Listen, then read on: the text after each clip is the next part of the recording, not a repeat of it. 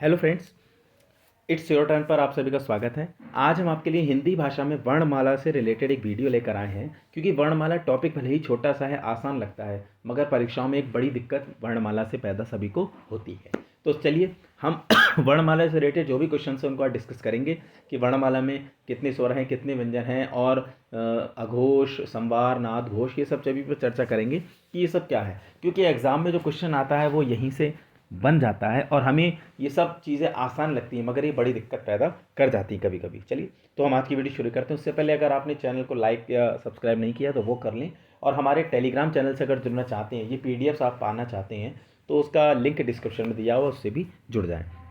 तो आज की वीडियो शुरू करते हैं। सबसे पहले हिंदी वर्णमाला में कितने वर्ण हैं कुल।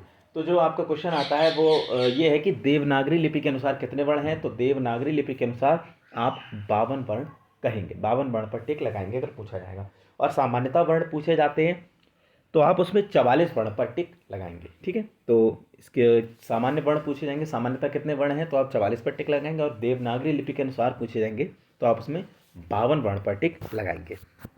फिर बात आती है वर्ण होते क्या हैं। तो ध्यान रखिएगा, भाषा की सबसे छोटी इकाई वर्ण कहलाती है। सबसे छोटी इकाई का मतलब, तो देखिए भाषा में हमारे सबसे बड़े वाक्य होते हैं, वाक्यों के टुकड़े करते हैं तो उनमें से शब्द निकलेंगे कुछ, और शब्दों के टुकड़े करेंगे तो हमें उनसे वर्ण मिलेंगे, और वर्णों के आगे टुकड़े नहीं किए जा सकते।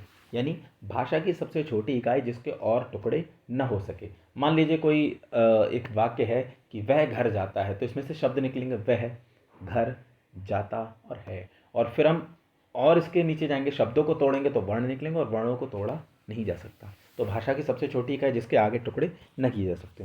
वर्णों में भी दो प्रकार के वर्ण होते हैं, एक स्वर कहलाते हैं और एक व्यंजन कहलाते हैं। एक आपके स्वर है और एक व्यंजन। स्वर क्या होते हैं?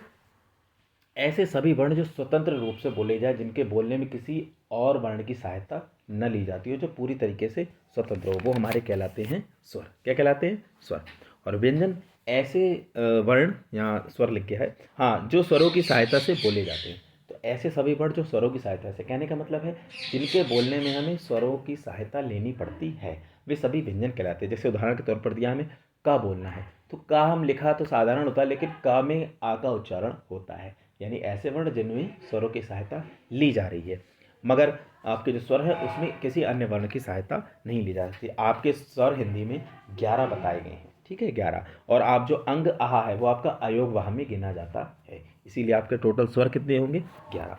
अच्छा, स्वरों के भी 3 प्रकार हैं। ठीक है, बहुत आसान है, आपको सभी आता होगा, जानते हैं, लेकिन एक रिवीजन कराना हमारा कर्तव्य है, क्योंकि छोटी छोटी दिक्कतें यहाँ से पैदा होती हैं, फिर हमें उस समय ध्यान नहीं आती है। तो हमारे स्वर 3 प्रकार के हैं, ह्रस्व स्वर, दीर्घ स्वर और प्लुत स्वर। ह्रस्व स्वर क्या है? जिनके उच्चारण में कम समय लगे। ठीक है, और इनका जो समय है वो एक मात्रा का माना जाता है। जिनके उच्चारण में कम समय लगे, एक मात्रा का समय माना। तो प्रश्न बनता है कि एक समय एक मतलब उच्चारण के समय में एक मात्रा का समय कैसे लगता है? तो ह्रस्व स्वर को। दीर्घ स्वर क्या होते हैं? इनके उच्चारण में ह्रस्व स्वरों से 2 गुना समय लगता है। जो ह्रस्व स्वर हैं, है ना, जिनमें एक मात्रा का समय लगता है, उनसे 2 गुना समय लगेगा। ठीक है, इसलिए इनके उच्चारण में 2 मात्रा का समय माना जाता है। ठीक है, 2 मात्रा का समय। फिर आते हैं प्लुत स्वर, तो जिनके उच्चारण में सबसे अधिक समय लगता है, इसीलिए इनके उच्चारण में 3 मात्रा का समय माना गया है, और इसीलिए इनको लिखते समय 3 लिख देते हैं। जैसे हमने आप कई जगह लिखा होगा ओ, फिर 3 बना होता है, फिर म, ओम है, तो 3 इसलिए लिख देते हैं क्योंकि वहाँ 3 मात्रा का समय हमें लगता है। तो ये आपके स्वरों के 3 प्रकार हुए।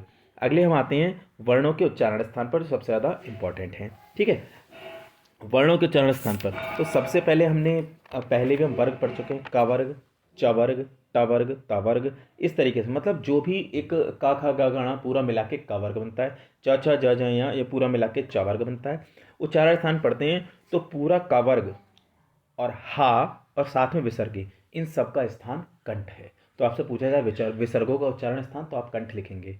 क वर्ग में से किसी का पूछ लिया जाए, वो भी कंठ, और हा ये भी कंठ ही रहेगा। तो आपका एक सूत्र भी है, जहाँ आपने पढ़ा होगा, अकुह विसर्जनीय, अकुह विसर्जनीय, अ से अकुह विसर्जनीय, अ हो गया, क वर्ग हो गया, हा हो गया, और विसर्ग। ठीक है, तो ये कंठ रहेंगी।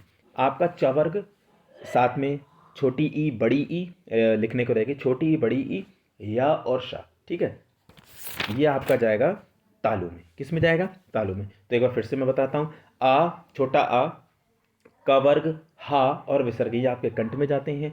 ई, चवर्ग या और शा, ये आपके तालु में जाते हैं। इसका सूत्र होता है ईचू यशा नाम तालु, ठीक है, संस्कृत में ई चवर्ग या और शा।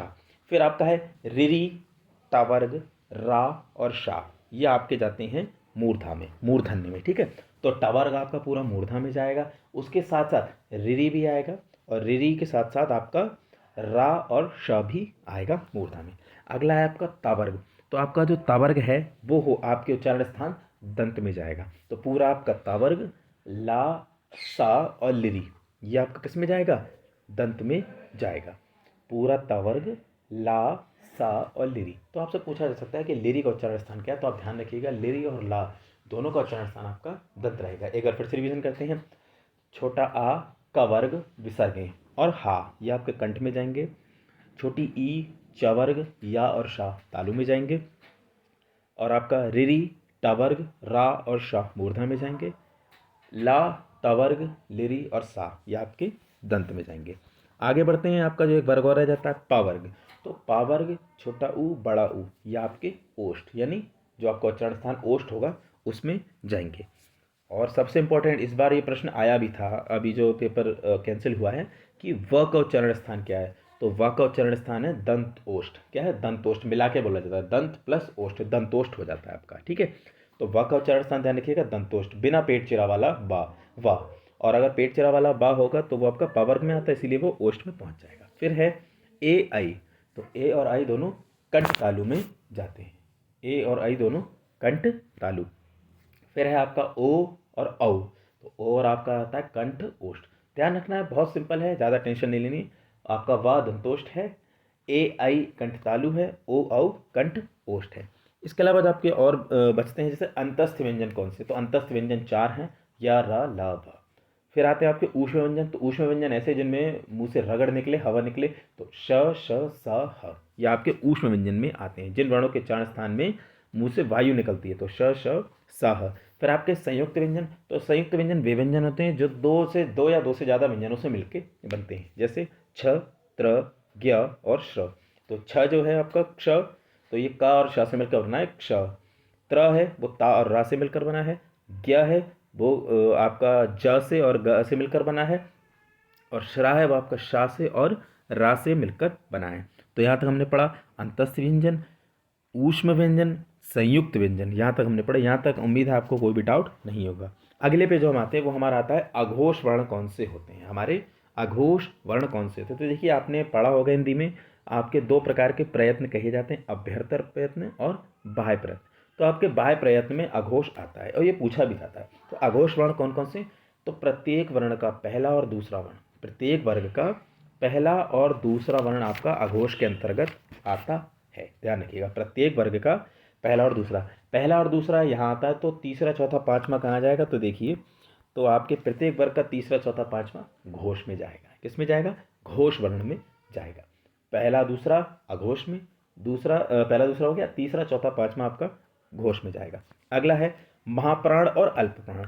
तो महाप्राण क्या होता है, तो हर वर्ग का पहला तीसरा पांचवा, आपसे पूछा जाएगा हर वर्ग का पहला तीसरा पांचवा, और साथ में आपके अंतस्थ व्यंजन। अंतस्थ हमने भी कौन से बताए, श श स ह, ठीक है, श श स ह, ये आपके महाप्राण में जाएंगे। और अल्प प्राण में कौन सा जाएगा, तो जो बचे हुए दूसरा और चौथा, और साथ में ऊष्म व्यंजन, सॉरी अंतस्थ हम गलत बोल के या र ल व होगा, ठीक है।